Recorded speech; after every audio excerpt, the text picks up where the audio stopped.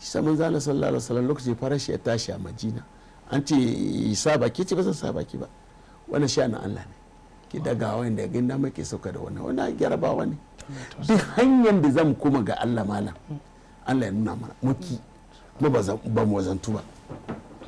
Allah yana nuna mana mu koma gare shi kafin mu mutu duk hanyar da Allah zai iya danka mu a nan duniya mun saba ma Allah wala na yi Najeriya da sauran duniya yanzu sabon Allah ya kure inda wani annabi da cire an halaka da mu amma yanzu ba ma ji maimako mu ce Allah mun daina mun ki mu yadda ma kure muke mun ki kuma ba zai kyau ba Allah kuma ba zai fasa ba shi sa komai lalace yake ta yi mu yadda ma kure muke mu yadda ce wannan abin da ke Allah baya so mu yi tuba an kasa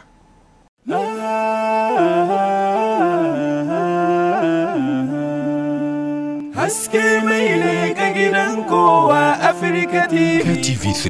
tafarkin rayuwa.